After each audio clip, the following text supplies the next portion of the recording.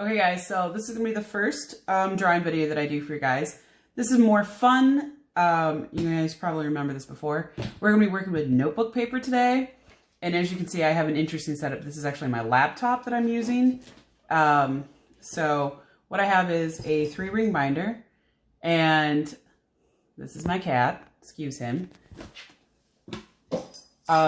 Just notebook paper to do our drawing today. I'm going to pull out a clean piece of paper, and I'm going to take the extra stuff off. This stuff, just fold that off. If you don't have a way to remove that because it's not, you know, it doesn't have the little lines on it, you can go right on ahead and just leave it on there. Or if you have like regular notebook paper, you can use that too. I personally don't like it, so I'm going to take it off, but that doesn't really matter. And of course, this isn't coming off very easily. Come on. All right. So that's mostly off, and that's going to bother me. Normally for our drawings, if we're just doing pencil drawings, which is what we're going to work on today, I would just have us use copy paper. But I know not everybody has copy paper, and your parents might not be able to let you use copy paper because they might be working from home as well. So what we're going to do today is we're going to do a big mouth picture. And again, my cat likes to make frequent visits to the videos. So to do that, we're going to fold our paper in half from top to bottom. So, and we want our paper vertical or up and down. So vertical is important to this project because we want as much drawing space as possible.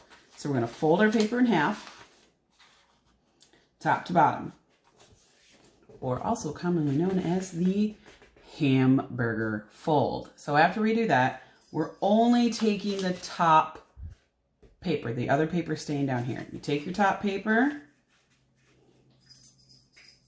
and you fold it up like that to where it's going to open like this, but we're not folding the bottom one, we're only folding the top.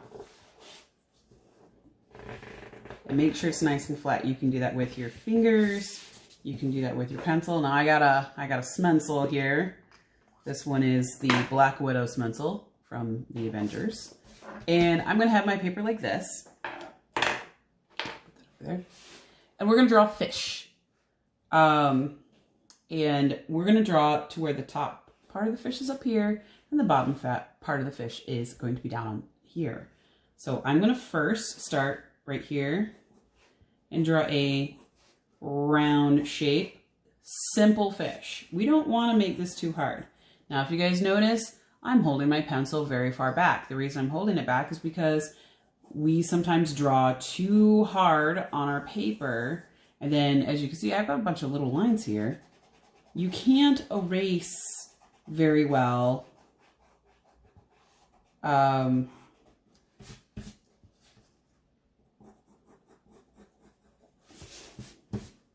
When you draw too hard. We all know that if you have a hard line, it stays there. So the next thing I'm going to do is I'm going to start creating the tail of my fish. I'm going to keep it kind of simple. I'm going to make it a V shape. Now I've got half my fish drawn. I'm going to draw the other half of my fish. Now, I like to turn my paper because turning my paper makes it easier for me to draw. You don't have to turn your paper if you don't want to, but I like to do it because it's easier for me to draw. So I'm going to recommend that you guys try it too. If you don't want to do it that way, want to just keep your paper in the same spot, that's fine too. So now you can see I'm drawing the other part of my fish. Now, if you guys notice, I'm drawing short lines that are going overlapping each other. The reason I'm doing it this way is because you can get a darker line that'll erase. And this is a kind of a gestural line that I'm drawing, or you can call it a sketch line. Either way, I'm just drawing it out. Now up here, we're gonna make a mouth right on the line of the fish. And my fish is gonna have some, I'm gonna make it a little bigger than that. A big fish lips. So big fish lip on the top. And I'm gonna do the same thing on the bottom with a big fish lip on the bottom that connects. So those are my fish's lips. Now it's gonna make sense in a minute why we're doing it that way. Up here, I'm gonna draw an eyeball. It can be a circle, it can be an oval, it can be any shape that you want it to be. And then inside of it, I'm gonna draw a half circle so that it looks like the pupil of the fish. On the top, I'm gonna just draw a little fin. On the bottom here, I'm gonna draw another little fin. And then, okay, I'm gonna make this a little bit more rounded than I have it. It's a little too flat on the top there for me. Okay, and remember, see, I drew too hard there. You can still kind of see that line. That's why we draw lighter. Okay, so this is pretty good. Now here comes the magic part of the fish. We open up our paper. And now we have a fish part up here and a fish part down here. So what we're gonna do is we're gonna connect our lines. We're not connecting this part of our fish because if we connect that part of our fish, it doesn't quite work. So we're gonna connect the back of the mouth only. Okay, doesn't need to be a perfect straight line. All right, then we're gonna connect just a little line across here to make it look like the lips of the fish because we don't want that part open. Because when we fold it, you're gonna see the line there a little bit, but not really. So back here, now we're gonna connect this part of our fish. Now, if we had, say, the drawing paper in class, we could make this fish a lot bigger, but this works fine.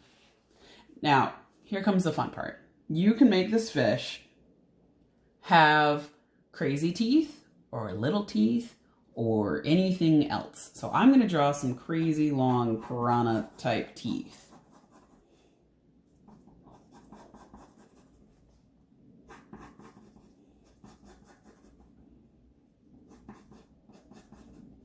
Okay, I'm going to do the same thing on the bottom of the fish's mouth.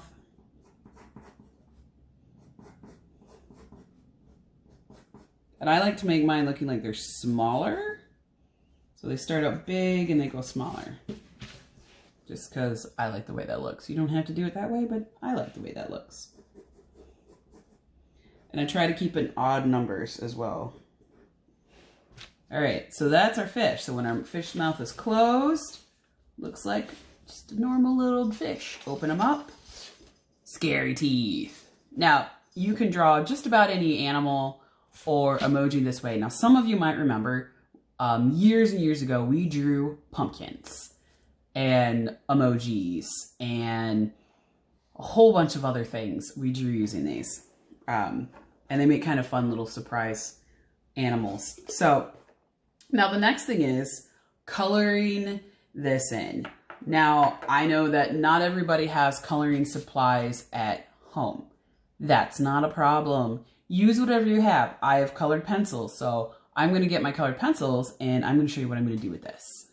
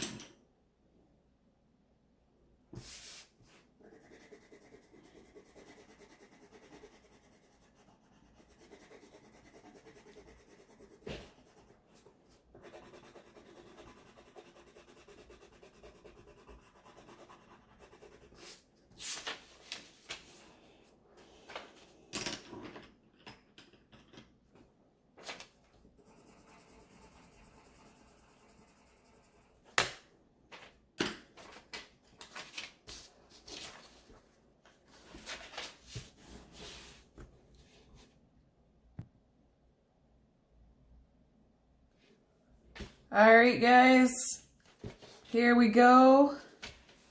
Got our fish all colored in, and I chose very specifically red and orange colors to go with the blue because blue and orange are complementary colors. And as you can see, the contrast of those colors make it stands out pretty nice. And the teeth, I left black and white because they stand out pretty well on their own. So there is that for you guys. Okay guys, I hope that you enjoyed today's fun little lesson. This is a lesson for all ages. Anybody can do this. Tomorrow I'm going to be getting into some more harder material for my older kids, but this is something fun you can do. And the best part is, guys, you can make this harder or you can make this easier. If you need any more instructions on how to do this, make sure you comment in your Google Classroom to let me know if you need any additional help or if you need me to slow down any of the steps. So there's our little fun fish for today. Bye guys. Miss you. Stay safe. Wash your hands.